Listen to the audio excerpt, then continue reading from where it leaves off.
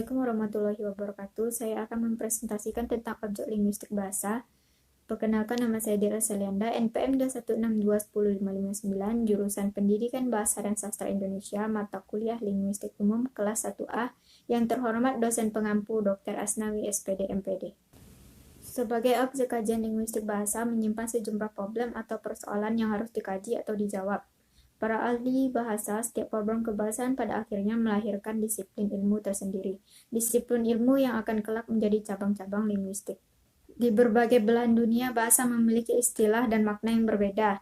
Di Jawa disebut bahasa atau tutur kata, etika, unggah-unggah. Di Indonesia, bahasa, identitas pribadi atau alat interaksi. Di Belanda, ta'al atau berbicara. Di Inggris disebut language atau human speak.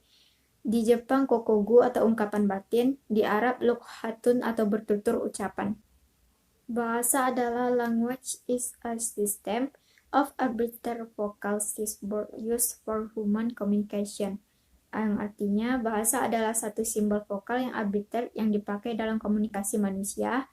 Bahasa, sistem lambang bunyi yang arbiter yang digunakan oleh anggota suatu masyarakat untuk bekerja sama, berinteraksi, dan mengidentifikasi diri. Pengertian bahasa, kata bahasa dalam bahasa Indonesia memiliki lebih dari satu makna pengertian. Mari kita perhatikan pemakaian kata-kata bahasa dalam kalimat berikut. Dika belajar bahasa Inggris, Dinta belajar bahasa Jepang.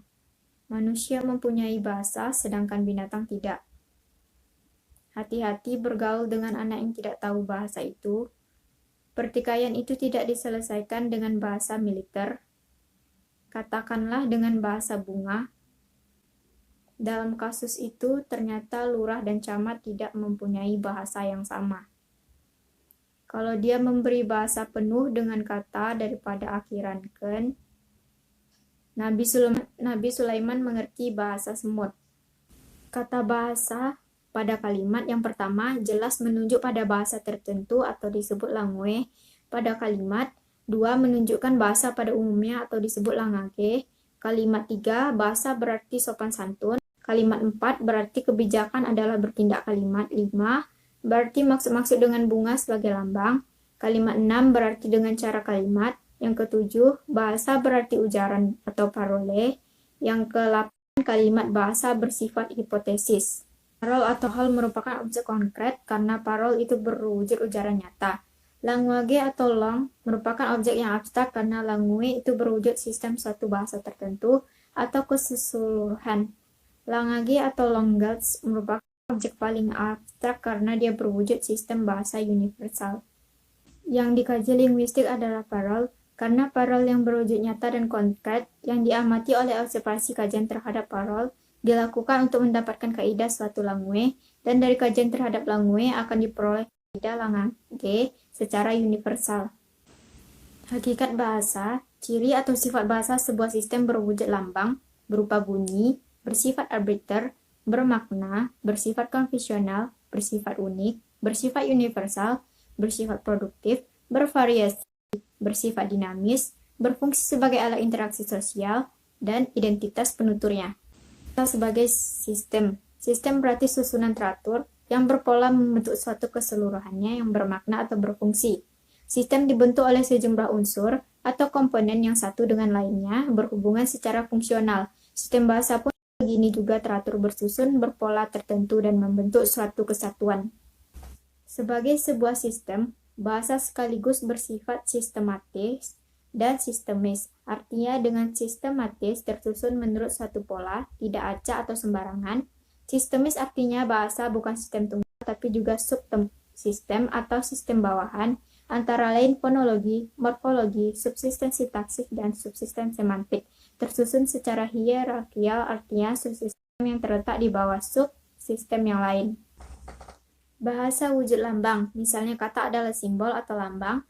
Kalau ide itu konsep, maka lambang-lambang bahasa itu dilambangkan dalam bentuk bunyi yang berupa satuan bahasa seperti kata atau gabungan kata yang bersifat arbiter.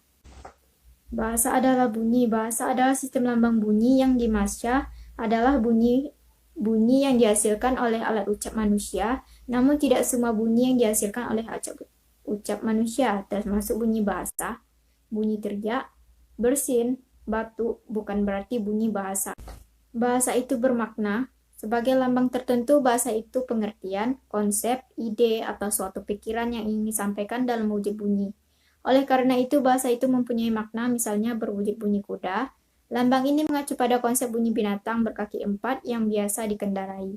Konsep tadi berhubungan ada di dunia nyata karena bahasa itu bermakna, maka segala ucapan yang tidak punya maknanya bukan disebutkan sebuah bahasa. Bahasa itu arbiter yang diartikan sewenang-wenang atau berubah-ubah atau mana suka. Maksudnya adalah tidak adanya hubungan wajib antara lambang bahasa dengan konsep atau pengertian yang dimaksud. Umpamanya kuda ini dilambangkan sejenis binatang berkaki 4 yang biasa dikendarai. Bahasa itu konvensional, artinya semua anggota masyarakat itu mematuhi konvensi lambang tertentu untuk mewakili konsep yang diwakili. Bahasa itu produktif adalah bentuk benda produktif. Produktif adalah bentuk hasilnya atau lebih tepat terus-menerus menghasilkan. Bahasa itu unik. Unik artinya mempunyai ciri khas yang spesifik yang tidak dimiliki oleh yang lain. Lalu, kalau bahasa dikatakan bersifat unik, maka artinya setiap bahasa mempunyai ciri khas sendiri yang tidak dimiliki oleh bahasa lainnya. Ciri khas ini menyangkut sistem bunyi, sistem pembentukan kata, sistem pembentukan kalimat, atau sistem lainnya. Salah satu keunikan bahasa Indonesia adalah bahwa tekanan kata tidak bersifat morfemis, melainkan sintaksis. Maksudnya, kalau pada kata tertentu di dalam kalimat kita memberikan tekanan, maka makna kata itu tetap. Yang berubah adalah makna keseluruhan kalimat.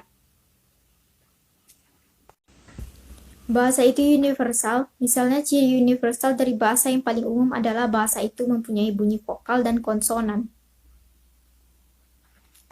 Bahasa itu dinamis adalah salah satunya milik manusia yang tidak pernah lepas dari segala kegiatan gerak-gerik manusia sepanjang keberadaan manusia itu sebagai budaya yang bermasyarakat dan berbudaya. Karena keterkaitan bahasa dengan manusia, sedang dalam masyarakat kegiatan manusia itu tetap dan selalu berubah-ubah, maka bahasa juga jadi ikut berubah-ubah, menjadi tetap, menjadi statis. Karena itulah bahasa itu dinamis. Bahasa itu bervariasi, yaitu idiolek, dialek, dan ragam. Idiolek adalah ragam, bahasa yang bersifat perorangan. Dialek adalah variasi bahasa oleh sekelompok anggota masyarakat pada suatu tempat atau waktu. Misalnya di Indonesia kita mengenal bahwa Jawa dialek Banyumas, bahasa Jawa dialek Tegal, dan lain sebagainya.